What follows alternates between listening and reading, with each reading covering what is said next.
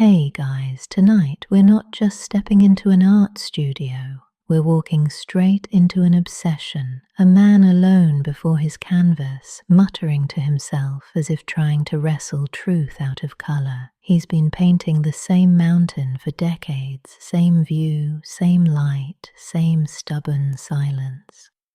Paris was supposed to be the dream. For centuries, artists had come here with stars in their eyes and brushes in their hands, hoping to make history. But for Paul Cézanne, the city felt more like a test he hadn't studied for. The year was 1862. Paris was glittering, noisy and merciless. The salons, those grand exhibitions where reputations were made or crushed, loomed like fortresses. Painters in stiff collars and smug confidence strutted their canvases before critics who wielded words sharper than swords. And then there was Cezanne, awkward, quiet, intense. The kind of man who could terrify a dinner party by simply existing too seriously. He was 23, carrying a portfolio of dark, brooding paintings that looked nothing like the fashionable art of the day. While others painted soft nudes and mythological scenes bathed in romantic light, Cézanne painted raw emotion, thick paint, violent strokes, colours that seemed to shout instead of sing. His early works, like The Abduction, were wild, almost volcanic. Critics didn't know what to make of him. One wrote, "If this is art, then I am a cabbage." Another called him a barbarian who paints with a trowel. Cézanne pretended not to care, but the rejection cut deep. He applied to the official salon again and again, and was refused again and again. It wasn't that he couldn't paint properly, it's that he refused to. The academic style felt like a straitjacket, all that focus on smooth finishes and classical poses. He wanted paint to look like paint. He wanted emotion to bleed through the canvas, unpolished and unrepentant. And yet he couldn't quite escape the feeling of being an intruder in the city of art. He did have one lifeline: Camille Pissarro. Pissarro, patient, kind, a sort of artistic big brother to the misfits of his time. He saw something in Cézanne that others didn't. Where the critics saw chaos, Pissarro saw courage. "Don't give up," he told him. "You're looking for something the rest of us can't yet see." The two began painting together, often outdoors, side by side. Picture it, Pissarro, calm and methodical, capturing light flickering across leaves, and Cézanne, muttering to himself, slashing colours onto the canvas like a man wrestling an invisible god. One day, Pissarro gently suggested, "Paul, maybe try using smaller brush strokes." Cézanne grumbled but listened. That was the seed of something new, his signature patchwork of colour, his constructive stroke. He began to see that painting wasn't about finishing a picture, it was about building it. But for every step forward, there were 2 steps back. Paris still refused to take him seriously. Friends drifted away, dealers ignored him, and even Zola, his childhood friend, began to succeed as a novelist while Cézanne languished in obscurity. Zola once invited him to a literary gathering full of witty, confident intellectuals. The evening was agony. Cézanne sat in silence, sweating, while people debated art and politics as if words could replace truth. He left early, muttering that they were painting with air. What hurt most wasn't mockery, it was invisibility. There's a famous story, historians still argue if it's true, about Cézanne storming out of a café after hearing a critic praise Monet. "They paint the surface," he said bitterly. "I paint the depth." It sounds arrogant, but in truth, it was desperation. He needed his art to matter, not socially, not commercially, but existentially. He once said, "I want to paint the truth of what I see, not the appearance." The problem was, no one else could see that truth yet. And yet, amid the loneliness, something remarkable happened. Cezanne began to turn inward almost monastically. He withdrew from the cafes, stopped caring about fashion, and started painting for himself alone. In a small, cold studio on Rue de l'Ouest, he painted still lifes, apples, pears, bottles, and tablecloths over and over again. But these weren't fruit bowls for dining rooms. They were meditations. The apples weren't props. They were living entities. He once joked, "With an apple, I will astonish Paris." People laughed, but he meant it. Look closely at those paintings, and you'll see geometry emerging. The curve of a bottle aligning with the slope of a table, the tilt of a fruit echoing the edge of a cloth. Cézanne wasn't arranging objects, he was discovering relationships, the invisible architecture beneath vision. Art historians still debate this phase. Some call it Cézanne's retreat from the world.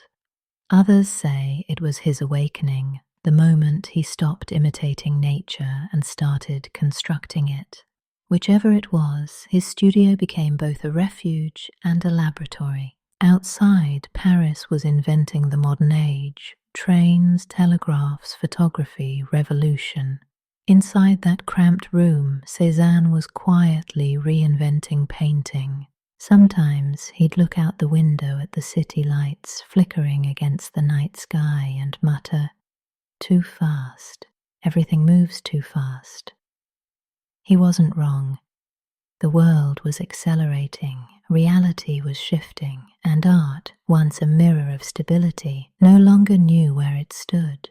Cézanne's answer was not to keep up, but to slow down, to freeze the chaos, to stare until things revealed their structure. He was still an outsider, still mocked, still broke, but for the first time his solitude had a purpose. He had stopped trying to please the world.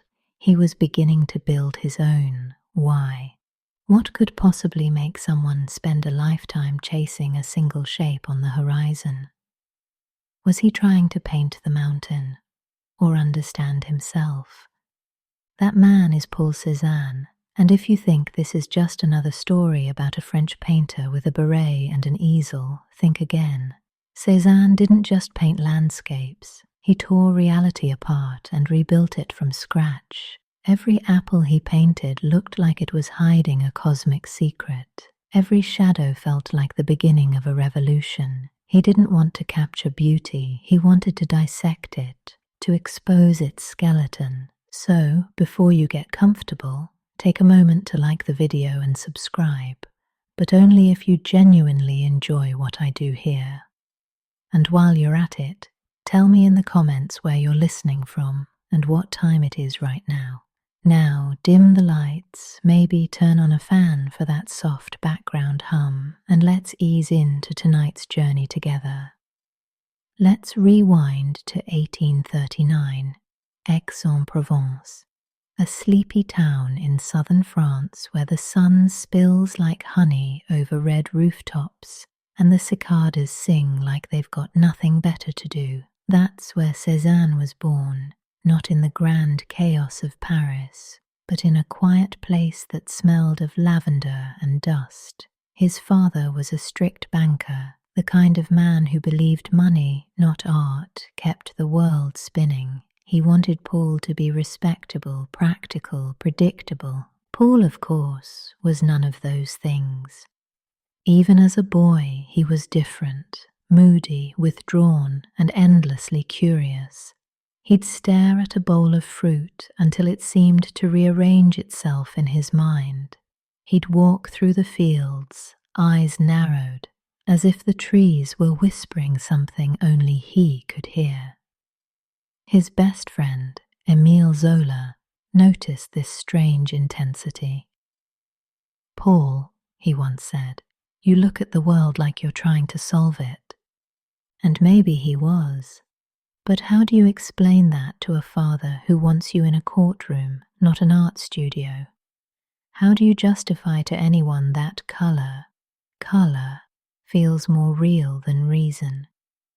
Cezanne tried for a while to play the part. Law school, lectures, long afternoons pretending to care about legal codes. But inside, the need to paint gnawed at him. It wasn't ambition, it was compulsion, like a fever that wouldn't break. And when it finally did, he packed up his brushes and left for Paris, the city that promised either triumph or ruin, depending on how stubborn your dreams were. What he didn't know yet was that Paris was about to chew him up, spit him out, and in the process make him immortal. In the 1860s, Paris was the center of the universe, or at least it believed it was. Gas lamps had turned the streets into glowing arteries of light.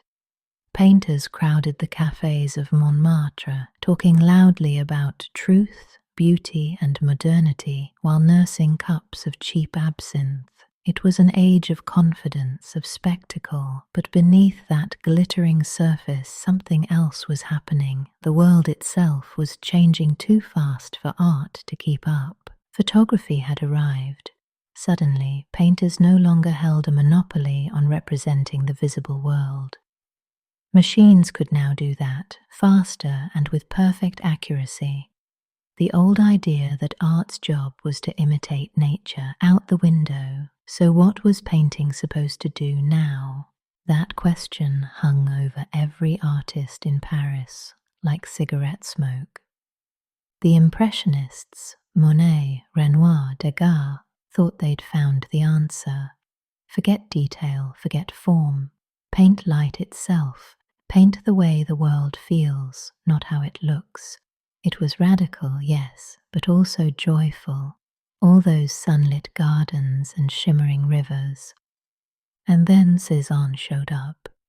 To the Impressionists, he must have seemed like a storm cloud wandering into a picnic. He painted like he was carving stone. His brushstrokes were heavy, deliberate, almost stubborn. Where Monet's world melted in light, Cezanne's world solidified in colour. He wasn't chasing sensations, he was building structure. He once told a friend, "I want to make of Impressionism something solid and lasting like the art in museums." In other words, light and air were fine, but Cezanne wanted bones. The others didn't quite get it. They thought he was clumsy. Critics mocked him. "A madman with a palette," one headline said. Some even suggested his paintings looked unfinished, as if he'd given up halfway. But Cezanne wasn't giving up. He was rethinking what painting was. He saw that colour could define form, that a patch of blue next to green could make a hill rise, that a shadow wasn't grey but violet. He began stacking brushstrokes like bricks, building a kind of visual architecture, a new logic, a new order. Art historians still debate this moment. Some call it the birth of modernism. Others say that's too generous, that Cezanne was just fumbling his way through frustration. But the truth might be somewhere in between. He was frustrated because he saw farther than others. Imagine this, Paris in winter.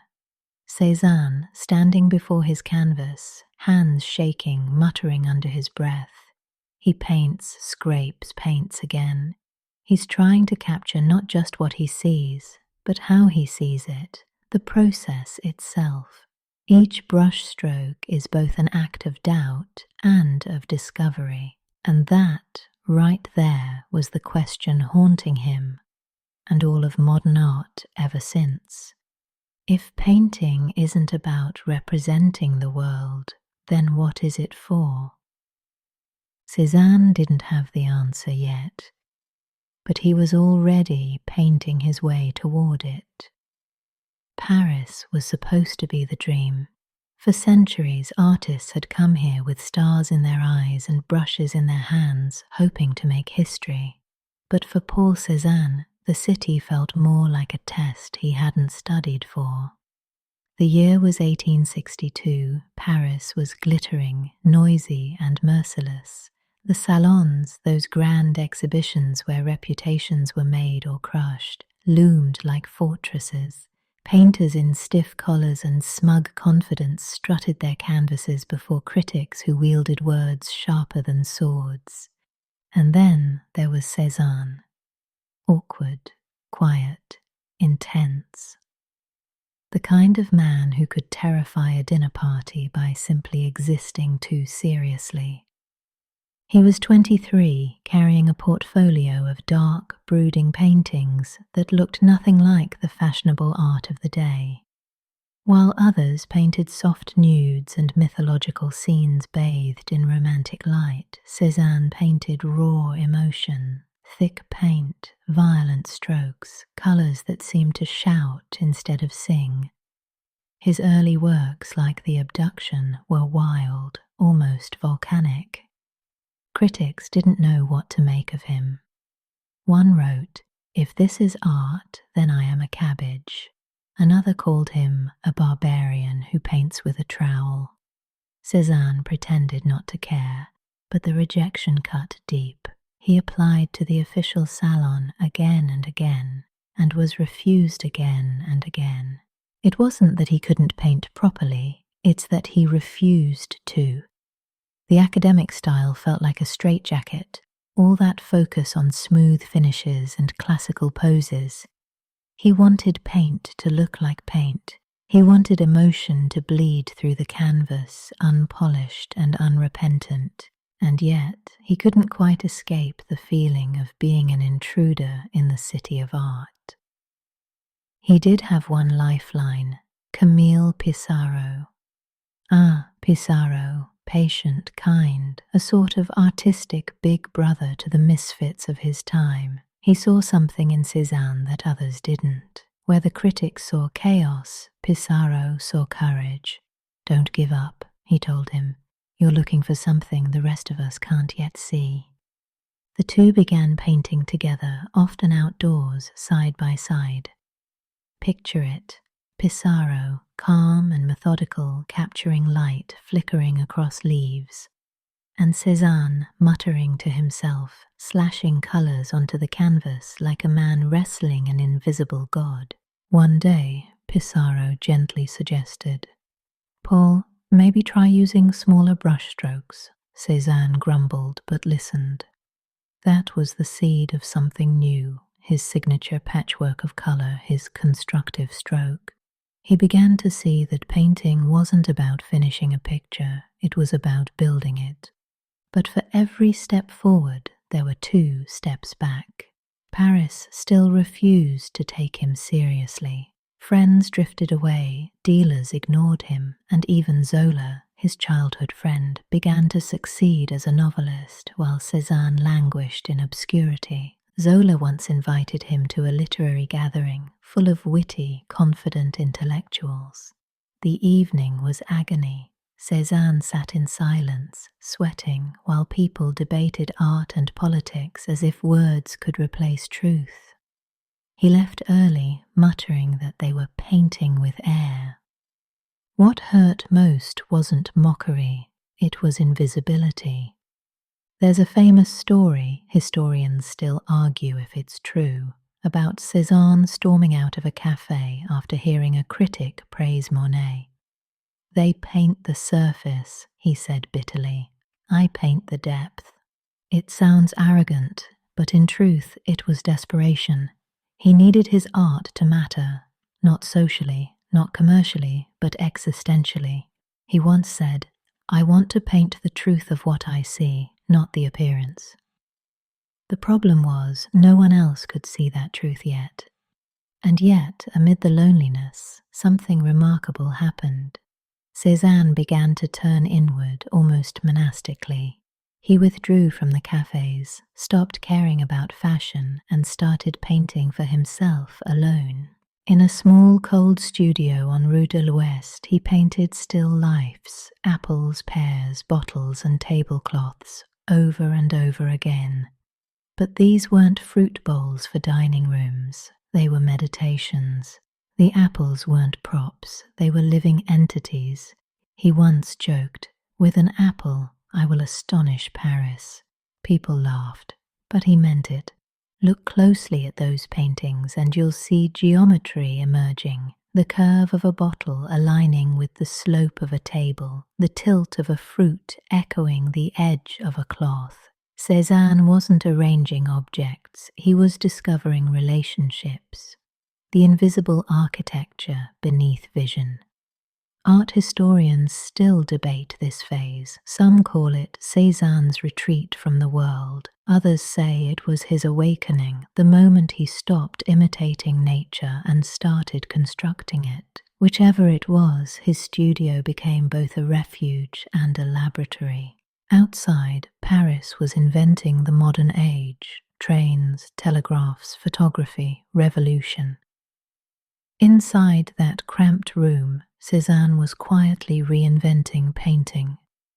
Sometimes he'd look out the window at the city lights flickering against the night sky and mutter, "Too fast. Everything moves too fast." He wasn't wrong. The world was accelerating, reality was shifting, and art, once a mirror of stability, no longer knew where it stood.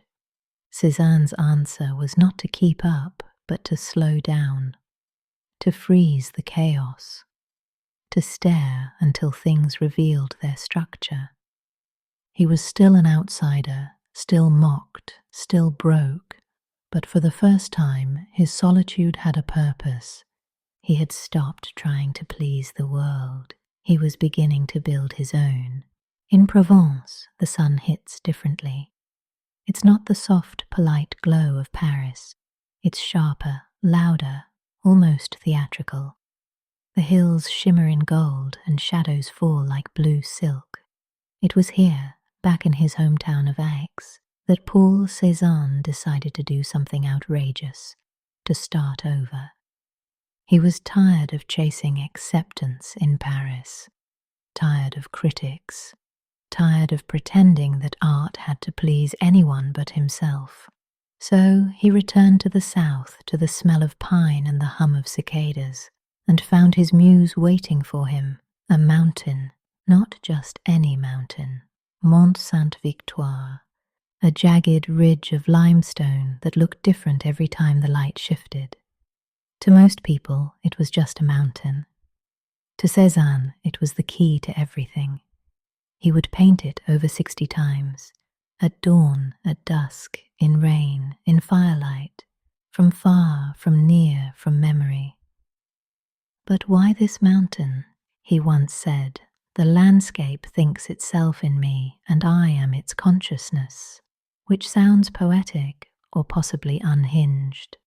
Scholars still debate what he meant. Maybe he believed that the mountain wasn't just scenery, but a kind of mirror, that by understanding its form he might finally understand himself. Picture it, Cezanne standing on a hilltop, palette in hand, sweat trickling down his neck. The wind carries the scent of time.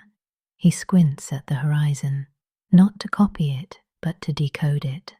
Every plane, every color, every angle must mean something. His brush moves slowly, deliberately. He lays down one stroke of blue, stops, studies it for several minutes, adds a touch of ochre, steps back, growls, scrapes the whole thing off, starts again. Neighbors thought he was insane. A local farmer once said, "He stares at that mountain for hours and sometimes forgets to eat." Another rumor claimed he'd talk to the landscape as if negotiating with it.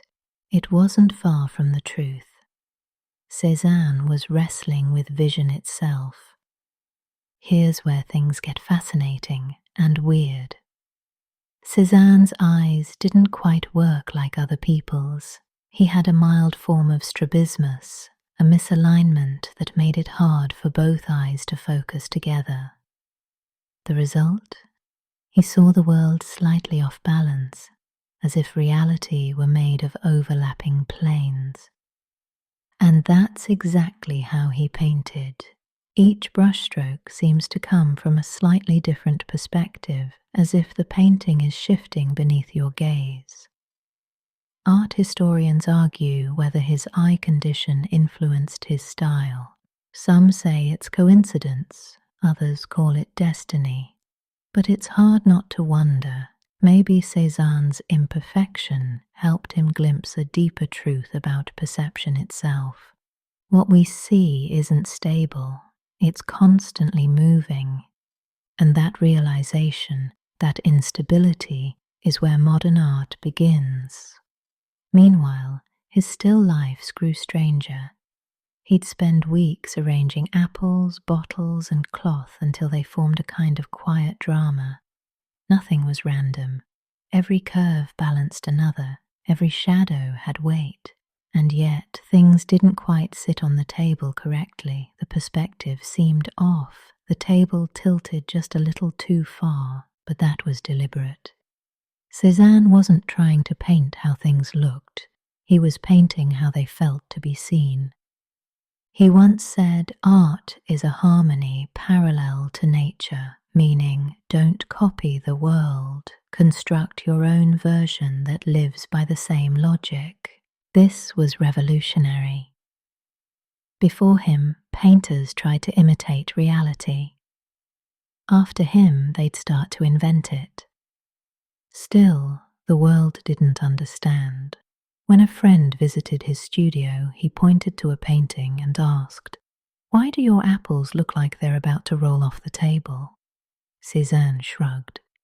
"Because life never sits still." That quiet answer carried more philosophy than any manifesto. And yet, he wasn't serene. He was haunted by doubt, by perfectionism, by the endless sense that he hadn't quite gotten it right. He'd destroy paintings that others considered masterpieces. Once, when a collector offered to buy one of his landscapes, Cézanne took a knife and slashed it before the man's eyes. "It's not finished," he barked. Was it madness, ego, or simply the unbearable weight of seeing too much? Scholars still can't agree. Sometimes, after days of painting alone, he'd visit his old family estate, Jas de Buffon, a name that literally means the place of wind. There, in the garden, surrounded by chestnut trees and the sound of rustling leaves, he'd paint the house itself. Its yellow facade, its silent windows, the reflection in the pond. The same motifs again and again, until repetition became revelation. He wasn't painting for an audience anymore. He was painting to understand the act of seeing itself. To paint for Cézanne wasn't to reproduce, it was to think. Imagine standing in front of one of his Mont Sainte-Victoire paintings today. At first it looks calm, hills, sky, brush. But the longer you look, the more unstable it feels. The colors vibrate, the forms shift. The mountain seems to breathe. It's not a landscape anymore. It's an idea pretending to be one. And maybe that's the closest Cézanne ever came to peace, realizing that art didn't have to solve the mystery. It only had to hold it long enough for us to see it shimmer. There's a moment in every artist's life when obsession stops being a choice and starts being gravity. For Cézanne, that gravity had a name, Mont Sainte-Victoire. Picture it, a jagged grey-blue mountain rising beyond the sunburned fields of Provence. From a distance it looks peaceful, eternal, but for Cézanne it was a battlefield. He returned to it again and again. Over 80 paintings, countless sketches. Same mountain, different storms inside him. What was he trying to find up there? Some said it was nostalgia, the mountain from his childhood.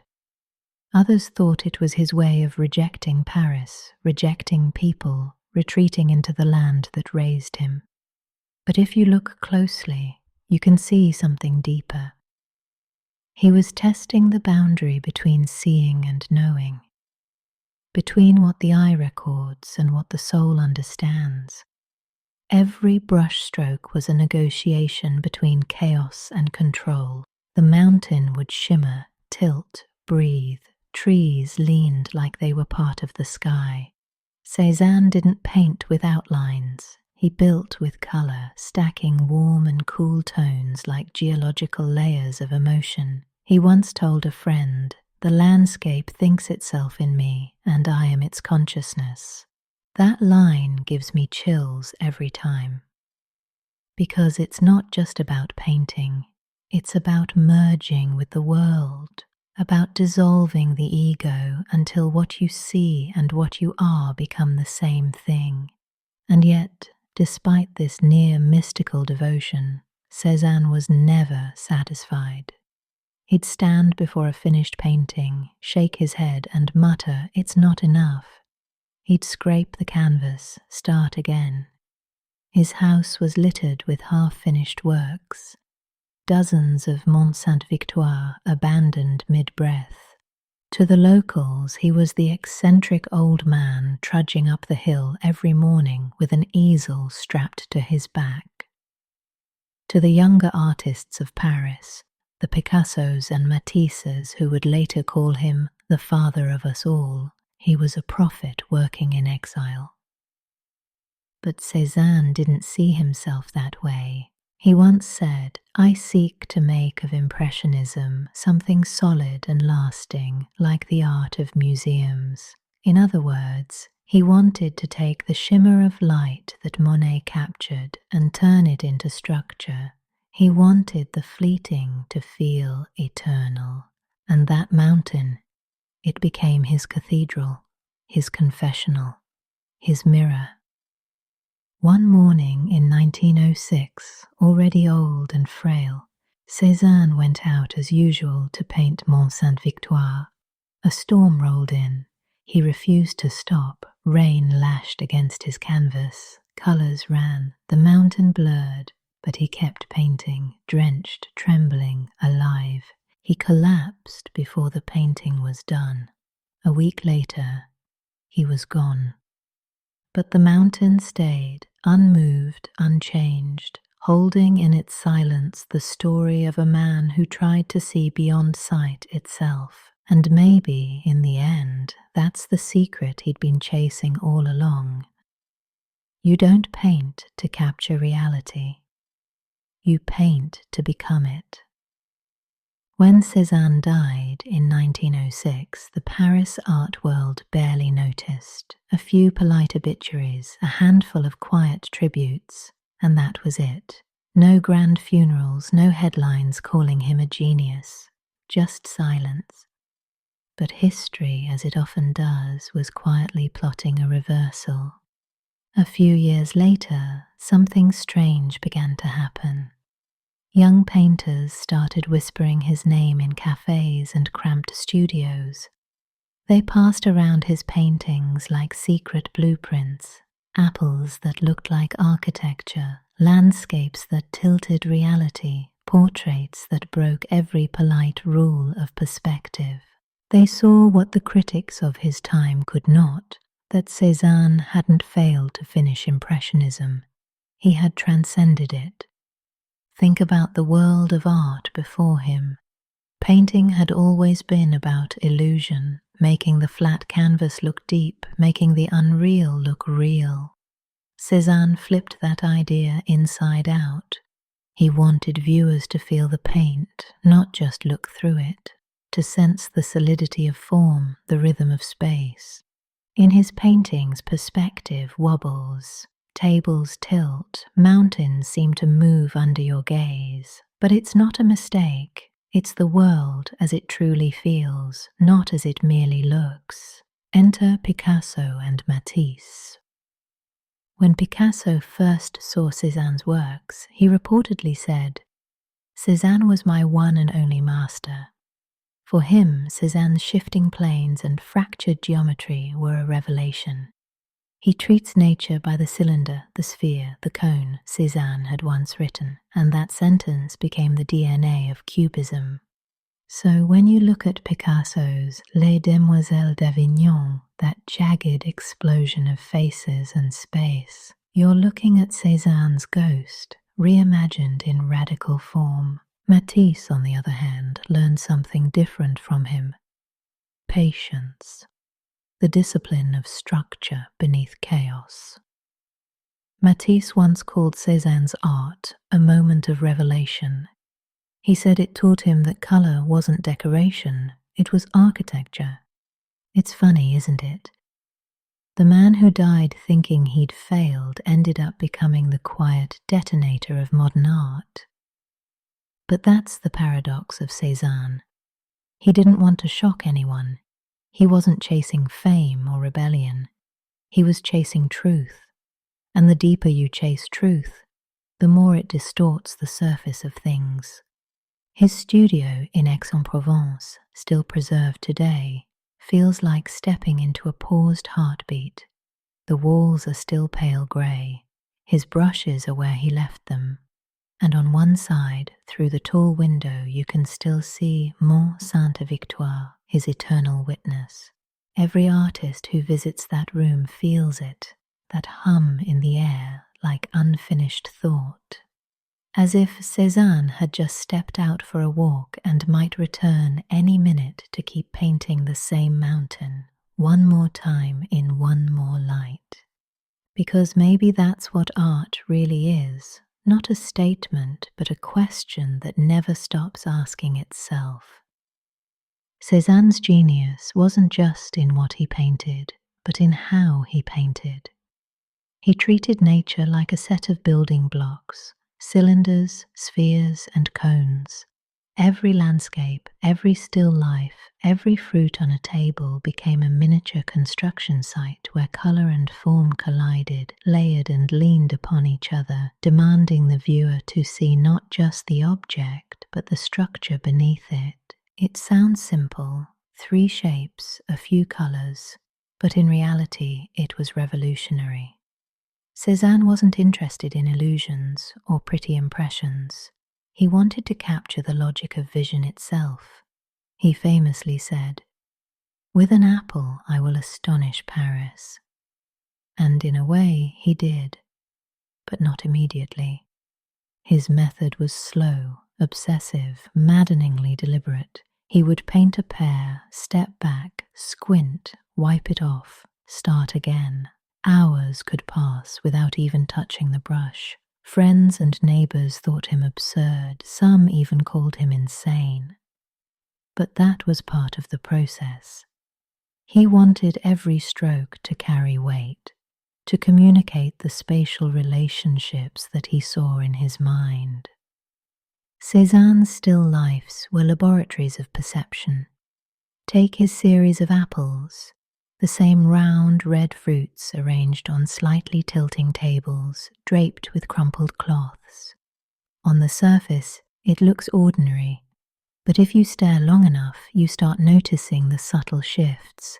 The table's edge leans, the shadows twist, the perspective wavers. Each apple, each shadow, is part of a dialogue between stability and movement. Art historians still debate whether this intentional wobble was a stylistic choice or a reflection of Cézanne's unique vision. And then there's his colour. He didn't blend for smoothness. He stacked and juxtaposed, building depth with sheer chromatic tension. Warm and cool colours clash and converge to suggest volume and form. The fruit seems both solid and vibrating, the mountains alive with geometry. The result was not just painting, but a new way of thinking visually. But Cézanne didn't just influence painters who followed him, he influenced the very notion of modernism. Where Impressionists dissolved reality into fleeting light, Cézanne reconstructed it, patiently, persistently, deliberately. He taught that perception could be manipulated, that form could be built from observation, that art could be both a record and a revelation. His mountains, especially Mont Sainte-Victoire, were testaments to this approach. Every ridge, every shadow, every tree became a lesson in constructing space. Instead of copying what he saw, he interpreted it, analyzing the geometric essence behind the visual chaos. And when he painted, the world seemed to shift. A table no longer simply held apples, it supported a universe. A small anecdote. Cézanne had a habit of using his own family as models. He painted his father sitting stiffly in a chair, his mother draped in black, his friends lounging by the garden. But even here, reality was not literal. The forms bend, the planes tilt, the contours wobble slightly. Scholars debate to this day whether these distortions were psychological, optical, or purely artistic. There's no consensus, which makes studying Cézanne endlessly fascinating. He wasn't a showman, he didn't lecture about theory, he simply painted, constructing a bridge between what the eye perceives and what the mind conceives. And over time, the younger generation of painters noticed. Picasso, Braque, Matisse, all would later acknowledge that Cézanne's insistence on structure and geometry laid the foundations for the radical experimentation of cubism and fauvism. Cézanne once remarked, "Art is a harmony parallel to nature." That harmony wasn't easy, nor was it immediately apparent. It took decades of obsessive repetition, a lifetime of painting the same mountain, the same apples, the same bowls. But in that obsessive method, he created not just paintings, but a visual philosophy. One could say Cézanne's real gift wasn't the scenes he painted, but the way he taught us to see. He turned observation into architecture, emotion into geometry, chaos into form, and in doing so he built a bridge between the fleeting impressions of the 19th century and the radical visions of the 20th, proving that vision, once understood, can reshape the world. Cézanne didn't set out to create modernism. In fact, he probably would have scoffed at the term. But if you trace the lines, planes, and brushstrokes of his paintings, it becomes clear. He laid the groundwork for an entirely new way of seeing. Before him, painting was largely about imitation. Artists sought to reproduce the world as it appeared, to capture likeness, light, and texture with skill and accuracy. Impressionists had begun to break that mold, emphasizing fleeting moments and the play of light. But Cézanne went further. He dissected the visual world into its fundamental forms, spheres, cones, and cylinders, and reconstructed them on the canvas. His approach was methodical, almost scientific.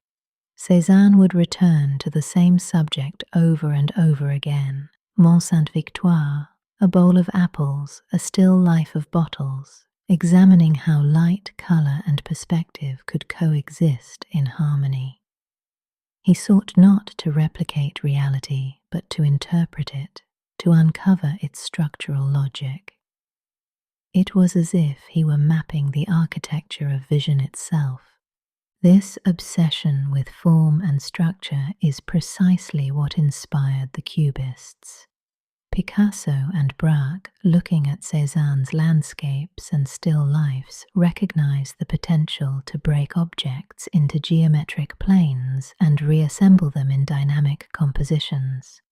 The brushstrokes that once seemed stubborn or awkward became, in retrospect, revolutionary tools. Cézanne's insistence on constructing reality rather than imitating it laid the foundation for the abstract explorations that would define 20th century art. There's a lesser-known story illustrating his stubborn genius. Cézanne reportedly spent weeks painting the same apple, moving it slightly each day, until he believed the composition captured both its physical reality and its essence. Friends teased him endlessly, saying he was wasting time on a fruit bowl, yet those humble apples became central to the evolution of modern painting. Scholars still debate whether his obsessive repetition was purely artistic discipline or a reflection of an almost spiritual search for truth in everyday objects. Cézanne's genius was not in flamboyance, but in patience. Where others sought instant gratification or public approval, he labored quietly, methodically, reshaping perception itself.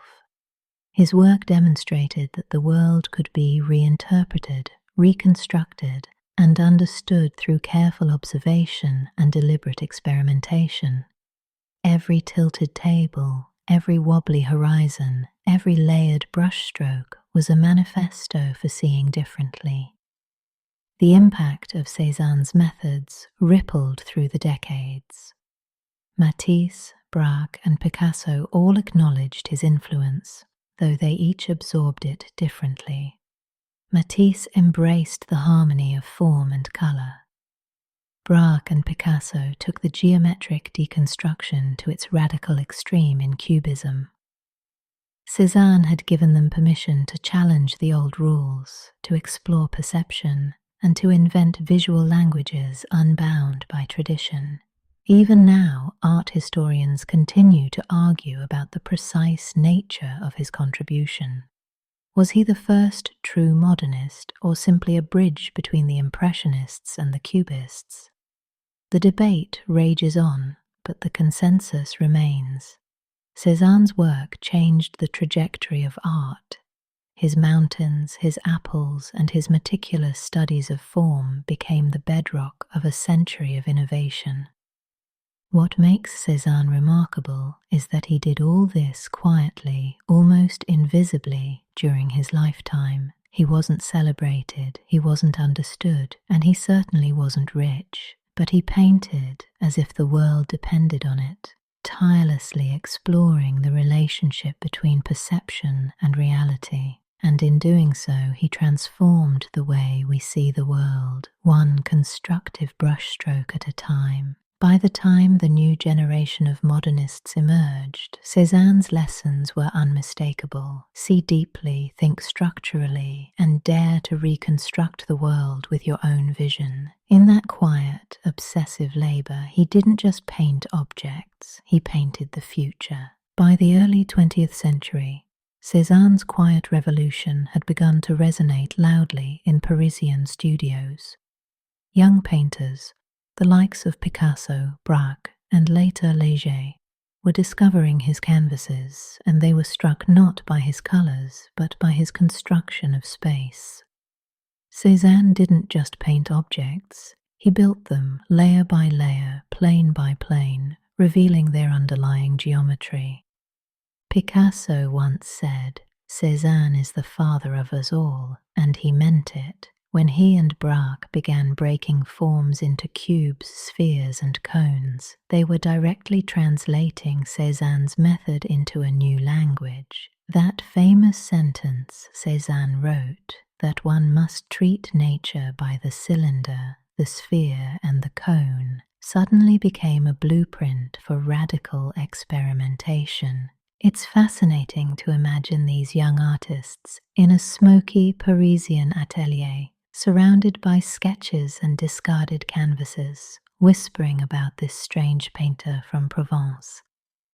Cézanne had long passed away, unknown to the broader art world, yet his presence felt palpable.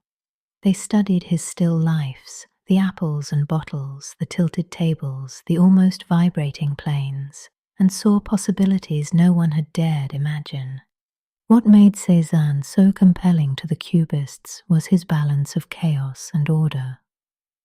The perspectives wobble just enough to hint at multiple viewpoints, yet the structure remains intact. Objects aren't flattened, they're reconstructed. The viewer becomes aware of the act of seeing, of the layers of perception. Picasso and Braque translated this idea into the radical fragmentation of Cubism, the world broken down and reassembled not to imitate, but to reinterpret.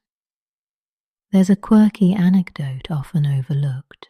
Braque once confessed that when he first saw Cézanne's still lifes, he felt simultaneously frustrated and liberated. frustrated because the objects didn't behave like he expected, liberated because Cézanne had dared to break the rules. He had shown that perspective was negotiable, that the canvas was a playground of possibilities. Scholars continue to debate whether Cézanne's distortions were intentional experiments in perception or simply the result of his unique visual habits. The evidence supports both interpretations. Even Matisse absorbed Cézanne's lessons differently. He admired the solidity, the patience, the way Cézanne constructed the world through colour and form. While Picasso and Braque moved toward analytic deconstruction, Matisse embraced harmony and rhythm. In both cases, Cézanne's obsessive method provided a foundation: see deeply, build carefully, and never settle for superficial representation. Cézanne's influence extended beyond Cubism. Futurists, Expressionists, and even abstract artists drew on his approach to breaking down objects and reconstructing them. The principle was the same: perception is layered, and painting can reveal these layers. His work taught artists to challenge assumptions, to question the reliability of the eye, and to embrace the creative tension between observation and invention. It's worth noting that Cézanne himself likely never imagined this outcome. He painted out of devotion, obsession, and perhaps an unshakable belief that the act of seeing could be explored endlessly. He didn't paint manifestos, he painted the mountain, the fruit, the table, the stillness, and in doing so, he unknowingly laid the cornerstone for modernism. By the time Cubism exploded onto the art scene, Cézanne's presence was everywhere, in the fractured forms, the multiple perspectives, the geometric planes. And yet, it remained subtle. He was the ghost in the studio, the invisible mentor who had taught a generation to see differently, to construct rather than merely reproduce.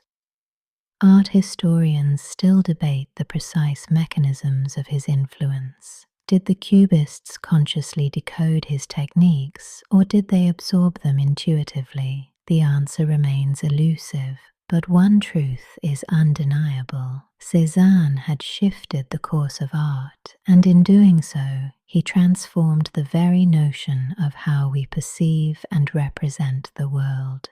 Cézanne's relationship with the Impressionists was complicated.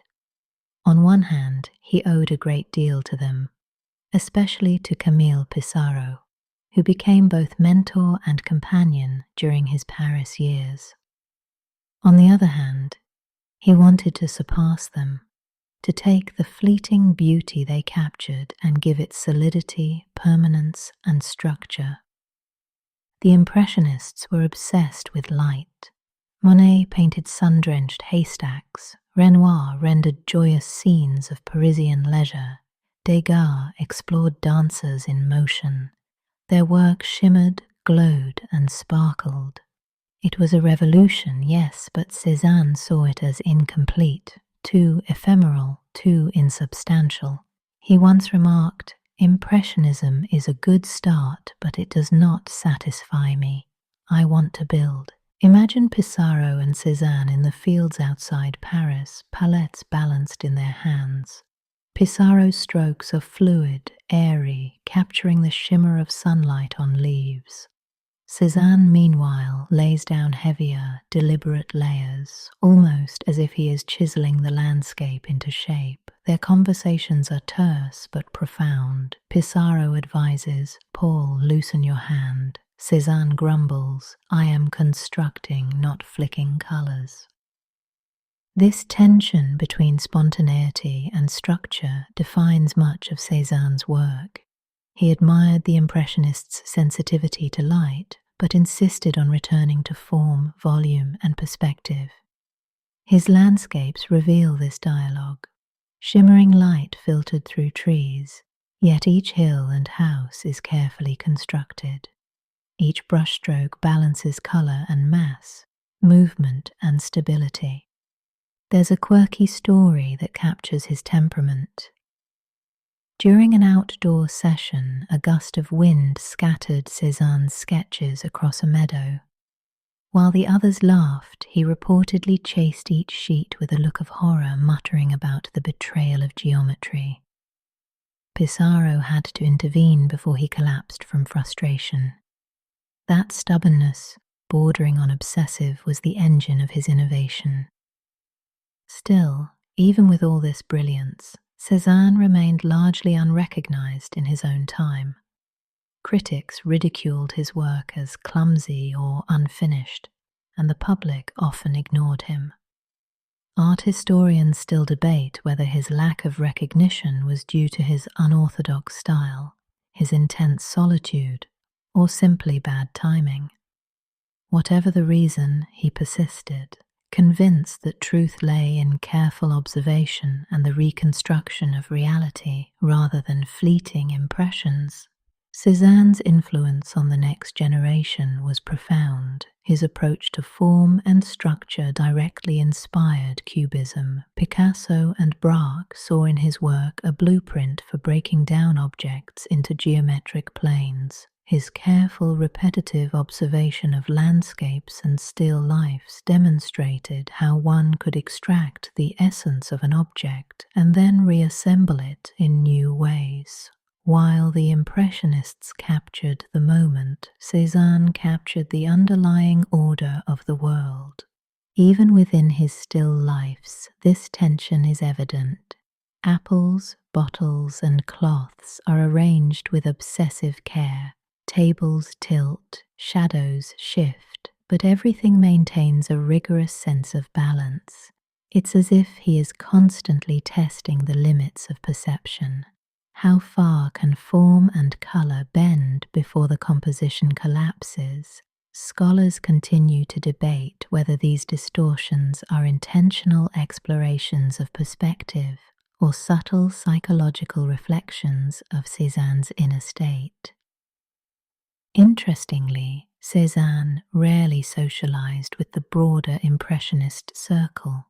While he respected many of them, he remained a solitary figure, more focused on his mountains and still lifes than on the social dynamics of Parisian salons. He once wrote, "I must paint as if no one watches me, otherwise I am lost." That insistence on solitude allowed him to experiment fearlessly, laying the groundwork for modernism in ways his peers never imagined. By blending the Impressionists' sensitivity to light with his obsession with structure and volume, Cezanne created a new visual language.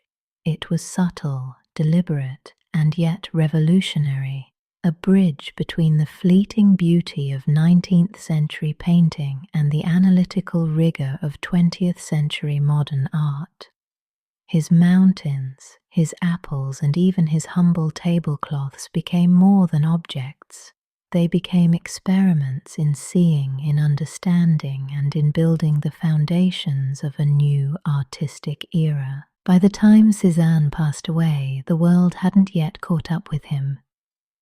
He died quietly in 1906 in Aix-en-Provence, far from the Parisian salons that might have celebrated him. But history has a funny way of rewriting the narrative. Over the decades, his mountains, his apples, his tilted tables became the quiet architects of modern art. What Cezanne left behind was not a style exactly, but a methodology. See deeply, build deliberately, and trust the logic of perception. His approach was obsessive and methodical, yes, but it was also profoundly liberating. He demonstrated that one could construct reality on canvas, layer by layer, and in doing so, open doors to innovation that no one had anticipated. Young artists in Paris, the Cubists, the Fauvists, even the early abstract painters, began to understand the magnitude of his contribution. Picasso, Braque, Matisse all recognized that Cezanne's explorations of form, color, and perspective had rewritten the rules. A simple bowl of apples, carefully tilted, revealed the infinite complexity of vision itself. But Cézanne's influence went beyond technique. He modeled an attitude toward art that was deeply personal, fiercely independent, and unswervingly committed to truth. He showed that patience, repetition, and a refusal to compromise could yield insights that outlast fame, criticism, and fashion.